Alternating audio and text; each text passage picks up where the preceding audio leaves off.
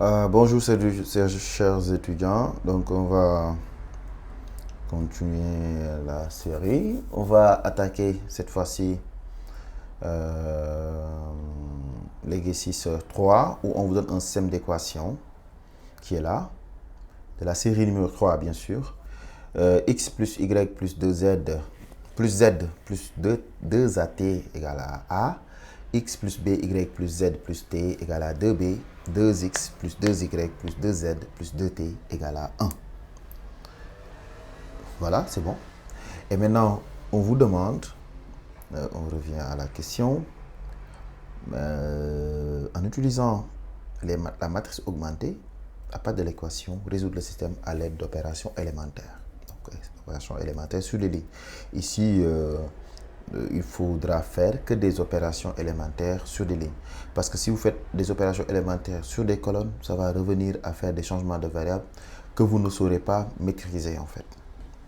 Que vous ne saurez pas maîtriser parce que les opérations élémentaires sur les lignes, en fait, comment on l'appelle, coïncident juste avec la multiplication avec une matrice inversible à gauche.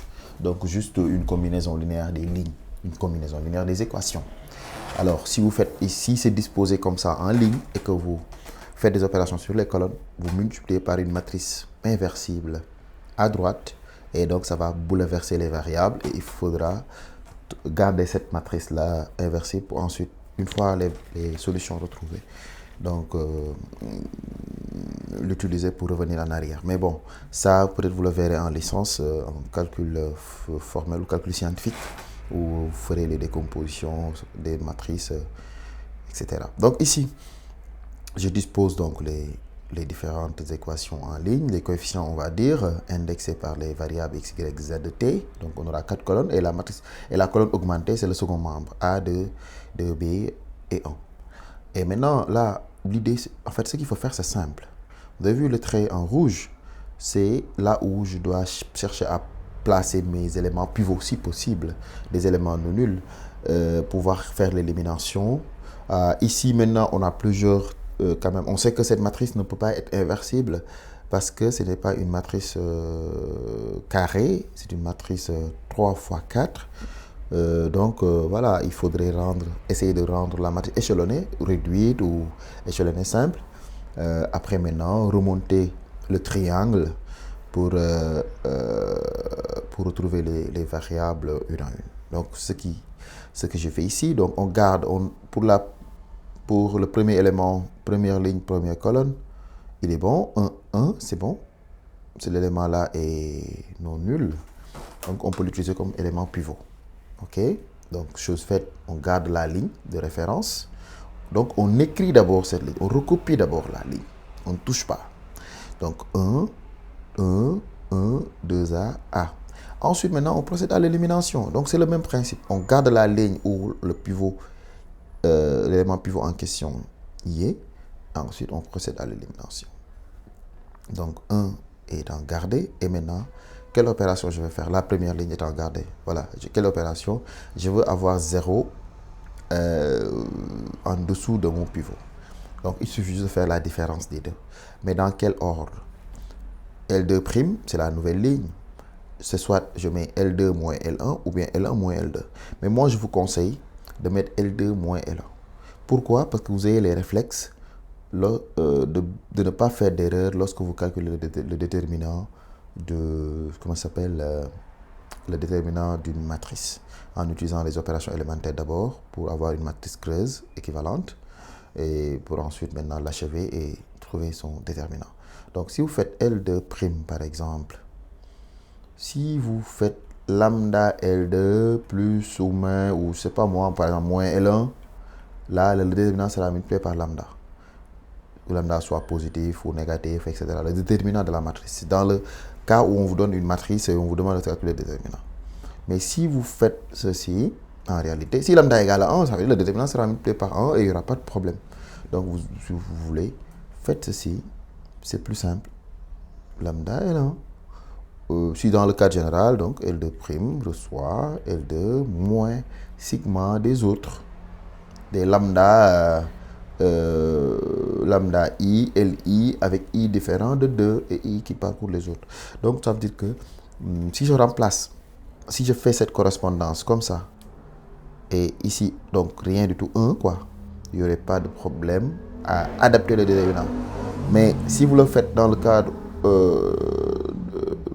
de calcul de déterminant, il faudra juste prendre vos dispositions, c'est-à-dire multiplier le déterminant par ce lambda-là que vous avez utilisé en fait. Il ne faut pas l'oublier. Donc ici, si on fait la différence, deuxième ligne moins première ligne, on remplace par deuxième ligne, ça donne 0 ici. B moins 1, 1 moins 1, on met 0, donc 1 moins 1, ça fait 0. Et ici, 1 moins 2A, on recopie. Et c'est le second membre de B moins 1. Ensuite, on fait la même chose pour l'autre. On regarde ici en bas, on a 2, même principe, L3 moins 2, L1. Donc, je laisse le L3 comme ça. Mais ici, si on le fait, il n'y aura pas de problème quand même. Donc, troisième ligne, moins 2 fois première ligne, 0. 0 ici, 0 là, et ici, 2, ça fait, comment ça s'appelle, qu'est-ce que j'ai mis oui, 2 moins 4A, voilà.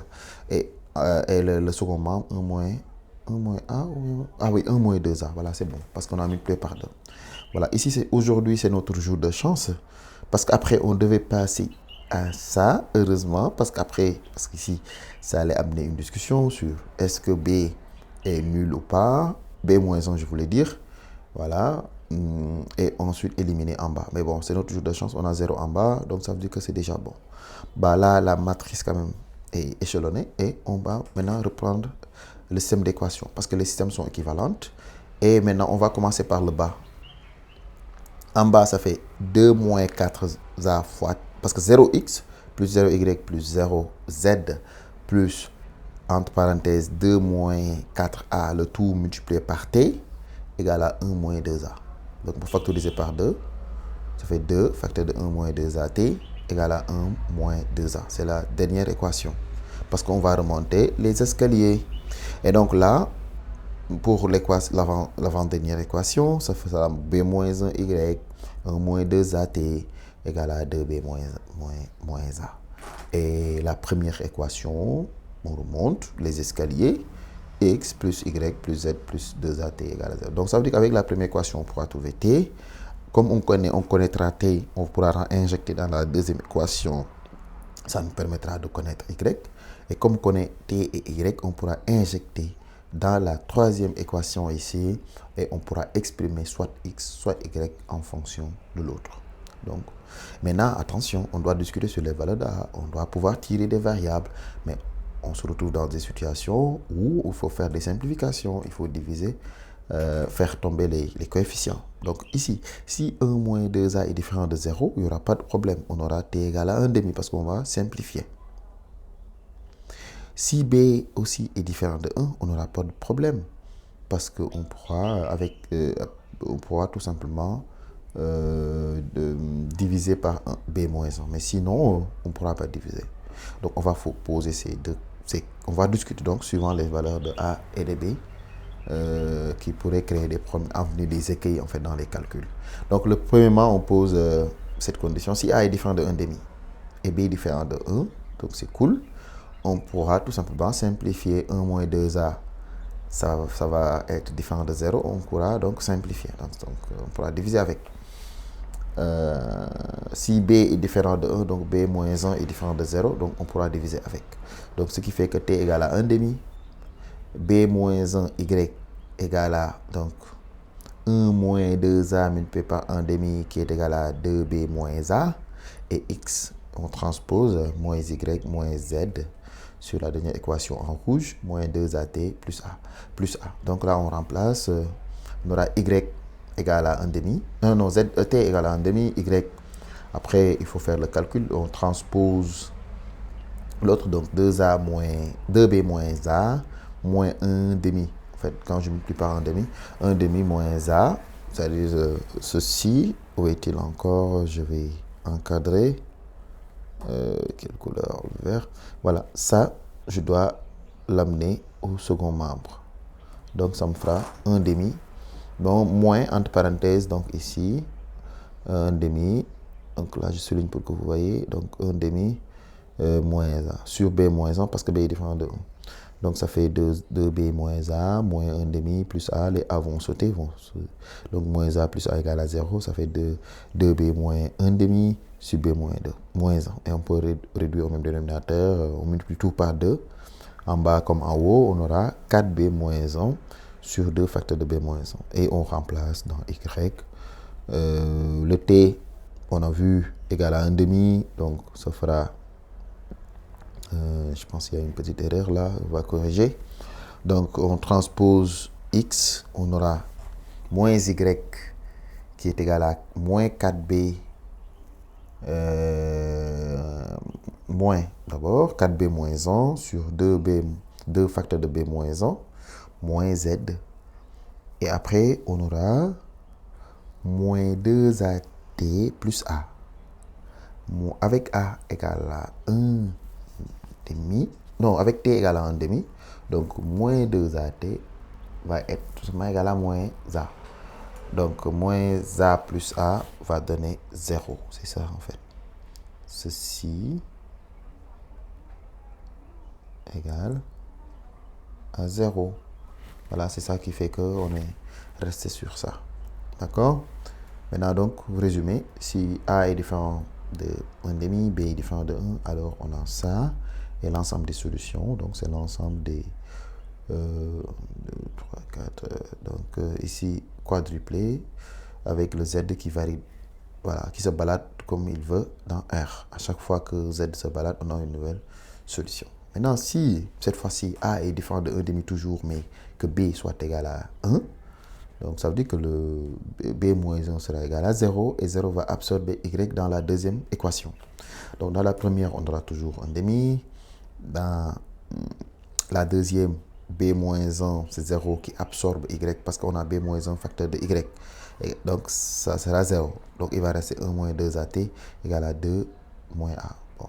Après la dernière équation, X plus Y plus Z plus 2AT égale à A. Donc ici on aura T égale à 1 demi certes pour la première équation, mais aussi T égale à, comme A est différent de 1 demi, donc on pourra diviser par 1 moins 1 demi, 1 moins 2A. Donc, ça sera 2 moins A sur 1 moins 2A. Parce que c'est 1 moins 2A est différent de 0. On va s'occuper de la première égalité là, qui est en haut 1 demi égale à 2 moins A sur 1 moins 2A. Donc, or, cette égalité est équivalente donc, au produit des moins égale produit des extrêmes. Donc, 2 fois 2 moins A égale à 1 fois 1 moins 2A. Avec, donc on développe, on simplifie, on se rend compte que dans ce cas, K égale à 4 égale à 1, ce qui est impossible. Donc l'équation est le système d'équation est incompatible. Par conséquent, si A égale à 1 demi, B égale à 1, S égale à l'ensemble vide. Donc si A égale à 1 demi et B différent de 1, donc dans la première équation, si je me rappelle bien, on avait deux facteurs de 1 moins 2A qui est égal à 0, fois T, donc le tout égal à 0, égal à 1 moins 2A, 1 moins 2A qui est égal à 0. Donc 0 égale 0, il n'y a aucune information dessus. Il n'y a aucune relation entre les variables. Donc voilà, ça part. Et le système devient donc finalement la deuxième équation et la troisième. Et la deuxième équation aussi, on avait un facteur 1 moins 2A, T, qui est égal à 0, qui va absorber le T. Donc, il reste juste B moins 1, Y égale à 2B moins donc A. Et A égale à 1 demi, donc ça fait moins 1 demi. Et donc, pour la deuxième équation, x plus y plus 2at, a égale à 1 demi, les deux se simplifient. Donc ici, il y a une petite erreur à corriger. Donc il faudra gommer un peu le 2 là. Donc 2at, 2 fois 1 demi, égale à 1. Égale à donc plus y plus t égale à 1 demi parce que c'est égal à a. Donc y pour la première équation c'est 2b moins 1 demi ici. Voilà, donc on corrige les choses. Il y a quelques erreurs. D'accord. Donc ici ça fera, si je veux, je mets 4 ici et je mets le 2. Voilà. Donc ça fait 4. là. 4b moins 1. Et ensuite, x, ça sera moins y, moins z, moins t. Donc, je vais gommer tout ça.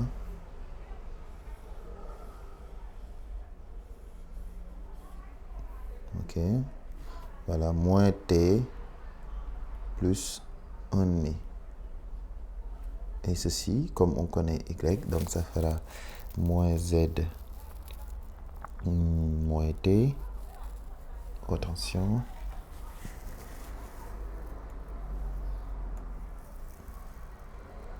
Moins t. Moins y, ça fait moins 4b moins 1 sur 2 facteurs de b moins 1. C'est moins y. Et ensuite, donc le t est parti. Qu'est-ce que j'ai tiré? X. Donc moins z moins t moins y plus 1,5. Voilà, donc plus 1,5. Donc là, S, c'est l'ensemble des solutions de la forme. Donc, il faut bien copier ici. L'ensemble des éléments de la forme moins z moins t moins 4b moins 1 en haut sur 2 facteurs de b moins 1. Donc ici, b est différent de 1. Plus 1,5. Ensuite, y égale à 4b moins 1 sur 2 facteurs de b moins 1, virgule, y, z après qui vient, et t, des variables indépendantes, avec z et t qui se baladent indépendamment dans R. Et maintenant, dernier cas de figure, c'est si A est différent de 1,5, non, A égale à 1,5 et B égale à 1. Donc ça veut dire qu'il y a des choses qui vont sauter. Donc on se rappelle un peu de l'équation, c'était ça, le système d'équation sous forme triangulaire. On a ici A égale 1,5, donc 1 moins 2A égale à 0. Donc ceci sera absorbé, donc 0 égale 0 ici. B moins 1 égale à 0, donc Y sera absorbé. 1 moins 2A égale 0, donc sera encore absorbé. Donc on aura 2A moins 1,5. 2 moins 1, donc 2 fois 1 moins 1,5 égale à 0. Et X plus Y plus Z plus T égale à 1,5. Donc vous voyez bien, on a une incompatibilité parce que 0 égale à 2 moins 1,5, donc ça veut dire que 4,5, 4 moins 1, 3,5. Donc c'est impossible que ça soit nul. Donc 2 moins 1,5 est différent de 0.